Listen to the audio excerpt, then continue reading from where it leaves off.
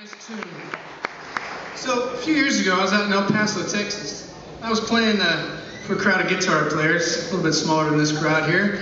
And I just played a couple of Stevie Wonder tunes, and a guy sitting in the front row says, "Hey man, play Superstition." I said, "No." He said, "Why not?" I said, "It's too hard. You can't do that on solo guitar." He said, "What do you mean?" I said, "Well, if it's all the same to you, I got a show to finish. Maybe I could finish my show and tell you later." He said, "No, I want to know right now." So I thought, well, back in the old days when I was playing in rock bands, we had to share the hecklers. So I thought, well, I'll humor myself at least and deal with this guy. I said, a tune like Superstition has got so many parts in it. Remember, it started with that funky clavinet line that went, how did it go? There it goes. It went like this.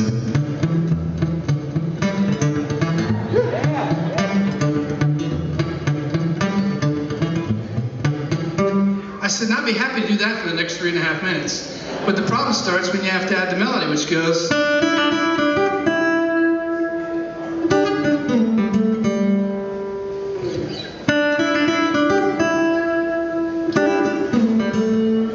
I said, I can't do those two things at the same time. You can't have that low bass melody and that high melody up here. I said, you can't.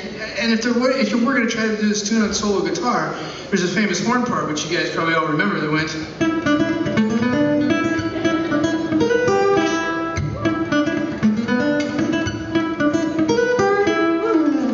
I said, if I can't do the 2 parts, then I certainly can't do the 3. Ergo, you can't do that tune on solo guitar. He says, okay, I understand, so go ahead and finish your show. So I thanked him, and I did. Later that night, I was packing up this big black crate I used to carry around with me, throwing cables and CDs that didn't sell and picks and stuff in there. My manager's standing over me, smoking one of those great big manager cigars. The kind that Fidel Castro used to smoke. The kind that Winston Churchill used to smoke. Now, I got an uncle who met Winston Churchill shortly after World War II. He said, "Peter, a big black limousine pulled up, a door opened, and a cigar exited." Followed shortly thereafter by Winston Churchill. That's the kind of cigar my manager smokes. And my manager's tough. See, my manager doesn't have one of those fancy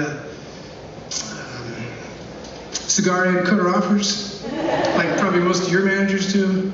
And my manager takes it, bites it, spits it out right next to me, and stands there.